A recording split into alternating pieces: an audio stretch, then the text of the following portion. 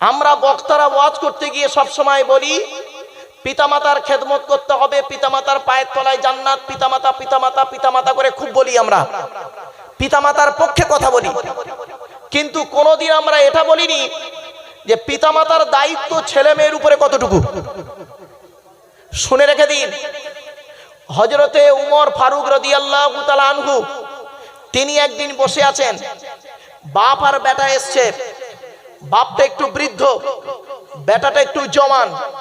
বাপ বেটার বিরুদ্ধে অভিযোগ করছে, কি হুজুর এটা আমার ছেলে। তা তোমার ছেলে তো আমার কি কি হয়েছে বলো? বলছে আমার ছেলে আমার ভাত দেয় না, আমার ছেলে আমাকে দেখে না।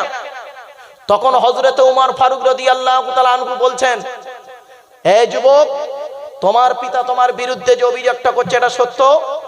ছেলেটি বললে একদম সত্য কথা। তুমি তোমার পিতামাতার দেখো না?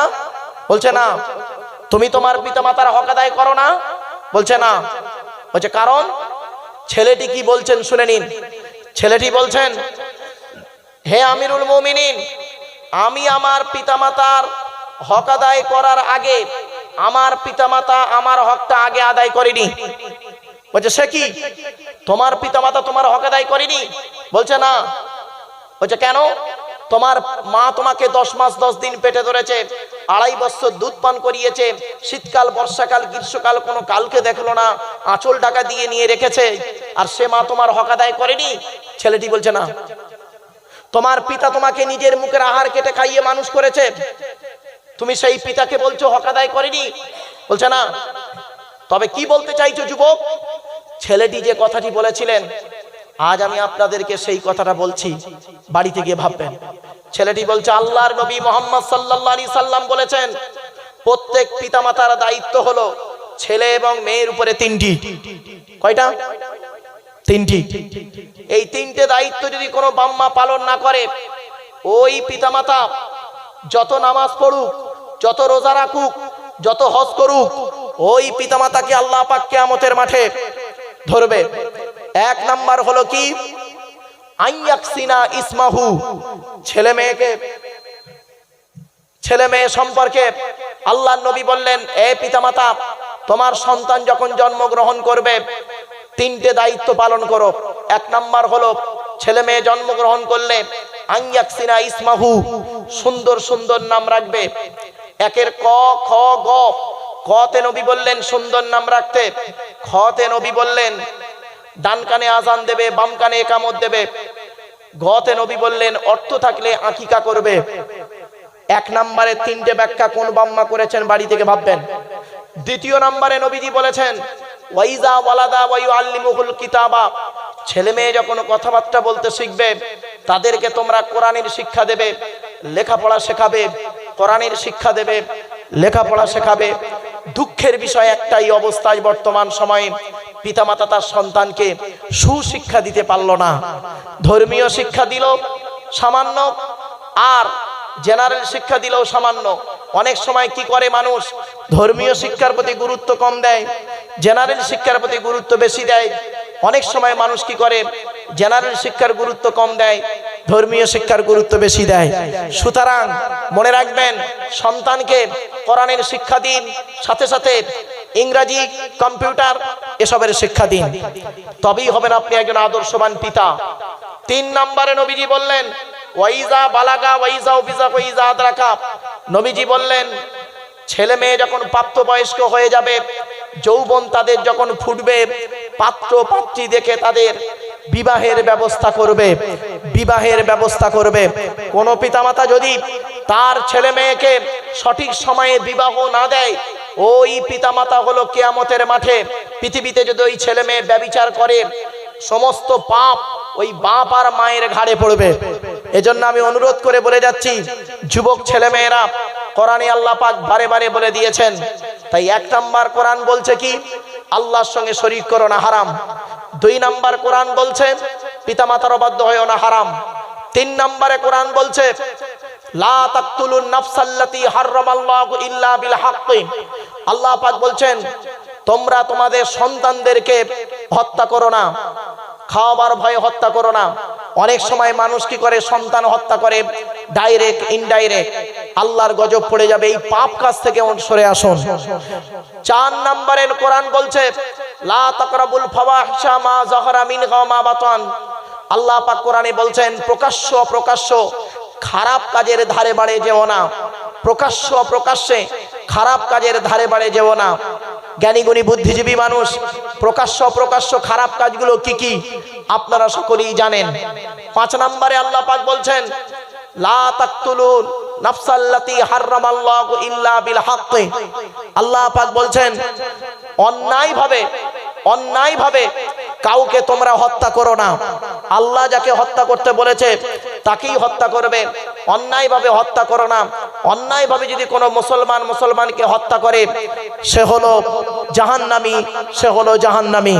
তাই অনুরোধ করে বলে যাচ্ছি, এই কোরআনের এই আয়াতটাকে যদি আপনি ফলো না করেন, আপনি যতই ইবাদত বন্দেগী করুন না কেন আপনার ঠিকানা জাহান্নাম, এটা মাথায় রাখুন। 6 নম্বরে আল্লাহ বলছেন লা তাকরাবুল মাল আল ইয়াতীম ইল্লা বিল্লাতী হিয়া আহসান। আল্লাহ পাক বললেন এতিমের মাল খাওয়া তো দূরের কথা, তার ধারে বাড়েও যেও না। তারপরে আল্লাহ বলছেন ওজনে তোমরা কম দিও না।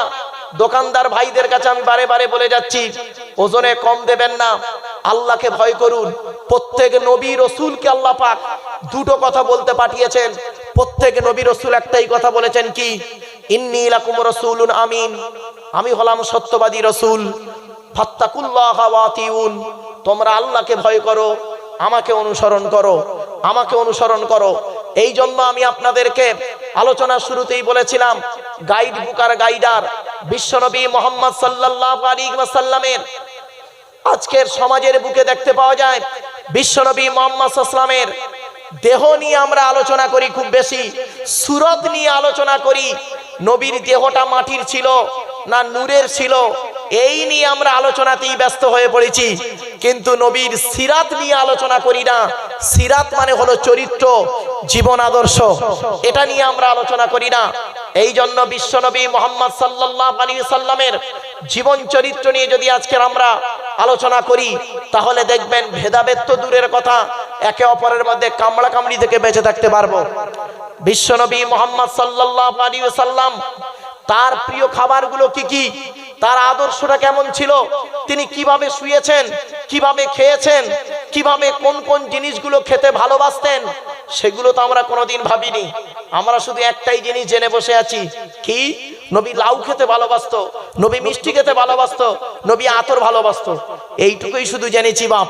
কিন্তু নবীর আরো যে প্রিয় খাবারগুলো ছিল সেগুলো কোনো দিনের জন্য আমরা গবেষণা করিনি। বিশ্বনবী মুহাম্মদ সাল্লাল্লাহু আলাইহি সাল্লামের প্রথম প্রিয় খাবারটি ছিল কি জানেন? বিশ্বনবী মুহাম্মদ সাল্লাল্লাহু আলাইহি সাল্লামের প্রিয় খাবার, প্রথম খাবার ছিল স্বচ্ছ পানি, আর্সেনিক মুক্ত পানি তিনি খেতে ভালোবাসতেন। 2 নম্বর, তিনি দুধ খেতে ভালোবাসতেন, তবে দুধে পানি মেশানোটা তিনি পছন্দ করতেন না। মনে রাখবেন, স্বচ্ছ দুধ তিনি খেতে ভালোবাসতেন। সারা পৃথিবীর মানুষরা গবেষণা করে দেখছে মুহাম্মদ সাল্লাল্লাহু আলাইহি ওয়াসাল্লাম দুধ খেতে কেন ভালোবাসতো, স্বচ্ছ পানি খেতে কেন ভালোবাসতো। প্রিয় নবী মুহাম্মদ সাল্লাল্লাহু আলাইহি ওয়াসাল্লামের তৃতীয় খাবার ছিল কি জানেন? মধু তার ছিল প্রিয় খাবার। বিশ্বনবী মুহাম্মদ সাল্লাল্লাহু আলাইহি সাল্লাম বলেছেন মধুর মধ্যে 70টা রোগের ওষুধ আছে। 2021 সাল পর্যন্ত সারা পৃথিবীর বৈজ্ঞানিকরা 56টা রোগের ওষুধ শুধু মধু থেকে পেয়েছে। আমরা সেগুলোকে কোনোদিন ভাবিনি, বাস্তবে প্রয়োগও করিনি। বিশ্বনবী মুহাম্মদ সাল্লাল্লাহু আলাইহি সাল্লামের প্রিয় খাবার আরেকটা ছিল, সেটা হলো খেজুর। তিনি আজওয়া নামক খেজুরটা খেতে ভালোবাসতেন। বিশ্বনবী মুহাম্মদ সাল্লাল্লাহু আলাইহি সাল্লামের প্রিয় খাবার ছিল সাবু বা বার্লি, তিনি খেতে ভালোবাসতেন। প্রিয় নবী মুহাম্মদ সাল্লাল্লাহু আলাইহি সাল্লামের প্রিয় খাবার ছিল রুটি খেতে নবী ভালোবাসতেন। প্রিয় নবী মুহাম্মদ সাল্লাল্লাহু আলাইহি সাল্লামের প্রিয় খাবার ছিল দুটো মাংস, একটা হলো বকরির পাঁজরের মাংস, বকরির পাঁজরের মাংস খেতে নবী ভালোবাসতেন। দ্বিতীয় হলো মোরগের মাংস খেতে নবী ভালোবাসতেন। মোরগ সম্পর্কে আপনাদের ছোট্ট একটা তথ্য দিয়ে যাচ্ছি। হযরতে ইব্রাহিম বলে একজন নবী ছিলেন। ইব্রাহিম নবী তিনি একদিন আল্লাহকে বলছেন, আল্লাহ আপনি কেমন করে মৃতকে জীবিত করেন, জীবিতকে মৃত করেন, আমি একটু দেখব। সৃষ্টিকর্তা বললেন, তুমি কি আমাকে বিশ্বাস করো না? ইব্রাহিম নবী বলেছিলেন, অবশ্যই আপনাকে বিশ্বাস করি, তবে চোখে দেখলে মনটা তৃপ্তি মনে একটু তৃপ্তি পেতাম। তো বলছে ঠিক আছে তুমি 4টে পাখি নাও, কোরআনে আছে সূরা বাকারার আলোচনা, 4টে পাখি নাও। তো ইব্রাহিম নবী 4টে পাখি নিয়েছিলেন, কাক, ময়ূর, বক, কাক, ময়ূর, পায়রা আর মোরগ। কাকের রং হলো কালো, পায়রার রং হলো সাদা, ময়ূরের রং হলো আপনার সবুজ, আর মোরগের রং হলো লাল। এই 4টে প্রাণীকে উনি করলেন কি, আল্লাহ বললেন এই 4টে প্রাণীকে তুমি পোষ মানাও, পোষ মানিয়ে জবে করো, কল্লাগুলো তোমার কাছে রাখো, আর 4টে অংশকে একত্রিত করে টুকরো টুকরো করে একত্রিত করে 4টে ভাগ করো, পূর্ব পশ্চিম উত্তর দক্ষিণ 4টে পাহাড়ে রেখে দাও, দিয়ে এখান থেকে বলো সুম্মাদুহুন্না ইয়াতিনাকা সায়া, আল্লাহর হুকুমে তোমরা আমার কাছে ছুটে চলে এসো। তো যখন তার আল্লাহর হুকুমে চলে এলো, আসার পরে বিশাল বড় ঘটনা, যখন এলো আসার সাথে সাথে ইব্রাহিম নবী করলেন কি, আল্লাহ বললেন ইব্রাহিম এবার কল্লাগুলো যে যার কল্লায় আল্লাহু আকবার বলে লাগিয়ে দাও, বিসমিল্লাহ আল্লাহু আকবার বলে লাগিয়ে দিল, জীবিত হয়ে গেল। যাওয়ার সাথে সাথে তিনি বললেন, আল্লাহ পাক বলে দিলেন ইব্রাহিম এবার তুমি জেনে নাও অবশ্যই আমি আল্লাহ মৃতকে জীবিত করতে পারি, জীবিতকে মৃত করতে পারি। ছোট্ট একটা এক্সাম্পল আপনাদের পেশ করছি। একজন ইহুদি বাদশা হযরতে ওমর রাদিয়াল্লাহু তাআলা আনহুর কাছে 4টে প্রশ্ন লিখে পাঠিয়েছিলেন। 4টে প্রশ্ন। 1 নাম্বার প্রশ্ন করেছিলেন যে আমি একজন ইহুদি বাদশা, এই 4টে প্রশ্ন আপনাকে করছি, আপনি যদি সঠিক এই 4টে প্রশ্নের উত্তর দিতে পারেন তাহলে আমি ইসলাম ধর্ম গ্রহণ করব, আর যদি আপনি এই 4টে প্রশ্নের উত্তর সঠিকভাবে দিতে না পারেন তাহলে আমি পৃথিবীর মানুষের কাছে প্রচার করব এ ধর্ম মিথ্যা ধর্ম, এর কোনো গুরুত্ব নেই, কোনো ভ্যালু নেই। 4টে জিনিস কি কি শুনে নিন। 1 নাম্বার তিনি প্রশ্নতে লিখেছিলেন সেটা পৃথিবীর কোন মানুষ একই দিনে একই মায়ের পেটে 2 ভাই জন্মগ্রহণ করেছেন, একই দিনে 2 ভাই মারা গেছে, কিন্তু দুজনের বয়সের পার্থক্য 100 বছর হয়েছে। আচ্ছা ভাই এটা কি সম্ভব? আরে ভাই বলুন না একটু, এটা কি সম্ভব?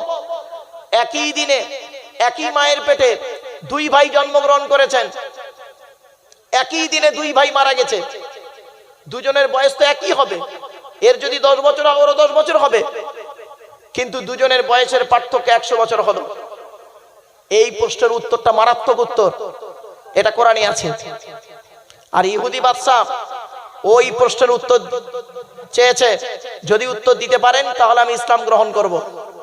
দ্বিতীয় প্রশ্ন করেছিলেন সেটা পৃথিবীর কোন কবর যেখানে কবরবাসী জীবিত, কবর জীবিত, কবর মরে গেল, কবরবাসীও মরে গেল, এটা ওই কোরআনেই আছে। তৃতীয় প্রশ্ন করেছিল সেটা পৃথিবীর কোন জায়গা যেখানে সূর্যের আলো মাত্র একবার পড়েছে দুপুরবেলা, পৃথিবী ধ্বংস হয়ে গেল আর ওই জায়গায় সূর্যের আলো আর পড়বে না, ওটাও কোরআনে আছে। 4 নাম্বার সেটা পৃথিবীর কোন জায়গা যেখানে মানুষ নাক দিয়ে নিঃশ্বাস না নিয়ে বেঁচে থাকতে পারে। আশ্চর্য জিনিস। এই 4টে প্রশ্ন লিখে দিয়েছিলেন। হযরতে ওমর ফারুক রাদিয়াল্লাহু তাআলা আনহু করলেন কি, আব্দুল্লাহ ইবনে আব্বাস রাদিয়াল্লাহু তাআলা আনহুকে বললেন এই 4টে প্রশ্নের উত্তর লিখে দাও, আমি বলছি তুমি লেখো আর খামের ভিতরে করে পাঠিয়ে দাও। প্রথম নাম্বার কি প্রশ্ন ছিল, একই দিনে একই মায়ের পেটে 2 ভাই জন্মগ্রহণ করেছে, একই দিনে 2 ভাই মারা গেছে, দুজনের বয়সের পার্থক্য 100 বছর হয়েছে, কি করে হলো শুনে নিন। কোরআনে আছে ঘটনাটি, সূরা বাকারায়। পৃথিবীতে একজন নবী এসেছিলেন ইহুদিদের কাছে, নবীটার নাম হলো উজাইর আলাইহিস সালাতু ওয়াস সালাম। উজাইর বলে একজন নবী পৃথিবীতে এসেছিলেন। উজাইর নবী যেদিন মায়ের পেট থেকে পৃথিবীতে এলেন, একই সঙ্গে ওনার একটা ভাই জন্মগ্রহণ করেছিলেন, যাদের আমরা বলি যমজ ভাই। তার নাম হলো উজায়েজ, এনার নাম উজাইর, ওনার নাম উজায়েজ। 2 ভাই একই দিনে মায়ের পেট থেকে জন্মগ্রহণ করে। হযরতে উজাইর নবী ছিলেন তাওরাত কিতাবের হাফেজ, তাওরাত ইহুদিদের ধর্মগ্রন্থ তাওরাত কিতাবের হাফেজ, তিনি মুখস্থ করেছিলেন গোটা তাওরাত কিতাব, তারই মুখস্থ ছিল, পৃথিবীতে আর কারো মুখস্থ ছিল না, মনে রাখবেন। তো হযরতে উযায়ের আলাইহিস সালাম একদিন কবরস্থানের পাশ দিয়ে যাচ্ছে, মরে গলে হাড় হয়ে পচে গেছে সব, পাশ দিয়ে যাচ্ছেন, যেতে যেতে মনে মনে বলছেন যে এই মানুষগুলো মরে গিয়ে পচে গলে হাড় হয়ে গেছে, এরা আবার নাকি কিয়ামতের মাঠে উঠবে, এটা কি করে সম্ভব? আল্লাহ রাব্বুল আলামিন সঙ্গে সঙ্গে উযায়ের নবীকে মৃত্যু দিলেন। 100 বছর পর, ভালো করে শুনে নিন, 100 বছর পরে উযায়েরকে জীবিত করলেন। জীবিত করে উযায়েরকে জিজ্ঞাসা করছেন আল্লাহ পাক, কামলা বিস্তা, কত বছর তুমি মৃত অবস্থায় ছিলে? তো উযায়ের নবী বলছেন, লাবিস্তু ইয়াওমান আও বাদা ইয়াওমিন, একদিন অথবা তার থেকে বেশি কিছু সময়। তখন সৃষ্টিকর্তা আল্লাহ বলছেন, ক্বালা বাল লাবিস্তা মিয়াতা আমিন, 100 বছর তুমি মৃত অবস্থায় ছিলে। বিশ্বাস হচ্ছে না? না, ফানজুর ইলা তুআমিকা ওয়া শারাবিকা লাম ইয়াতাসান্না, তুমি দেখো তোমার খাবারের দিকে লক্ষ্য করো, পানির দিকে লক্ষ্য করো। অনজুর ইলা হিমারিকা, তোমার গাধাটার দিকে লক্ষ্য করো, যে গাধাটার কঙ্কালটা এখন আমি রেখে দিয়েছি তোমাকে এটা দেখাবো বলে। 100 বছর পরে জীবিত করার পরে আল্লাহ পাক বলছেন, তুমি দেখো তোমার সামনে আমি কিভাবে ওই গাধার ওই হাড়ের গায়ে মাংস লাগিয়ে চামড়া দিয়ে কিভাবে আবার তৈরি করি। সৃষ্টিকর্তা যখন সঙ্গে সঙ্গে তৈরি করলেন, তারপরে সৃষ্টিকর্তা বললেন, উযায়ের তুমি জেনে নাও এইভাবেই আমি মৃতকে জীবিত করি, জীবিতকে মৃত করি। এরপরে আল্লাহ বলছেন, কাইফা তাকফুরুনা বিল্লাহি ওয়া কুনতুম আমওয়াতান, হে পৃথিবীর মানুষ তোমরা সৃষ্টিকর্তাকে কিভাবে অস্বীকার করো, ওয়া কুনতুম আমওয়াতান, তোমরা ছেলে মৃত নিষ্প্রাণ, তোমাদের অস্তিত্ব কোনো ছিল না, কোথায় বাপের ঘর কোথায় মায়ের ঘর তোমরা কেউ জানতে না। আমি সৃষ্টিকর্তা কি করেছি, ফাহিয়াকুম, তোমাদেরকে জীবন দান করেছি, সুম্মা ইউমীতুকুম, ফের পৃথিবীর জমিনে তোমাদের মৃত্যু দান করব, আবার কিয়ামতের মাঠে সুম্মা ইউহয়িকুম, আবার তোমাদের জীবিত করব, পালাবার কোনো রাস্তা না।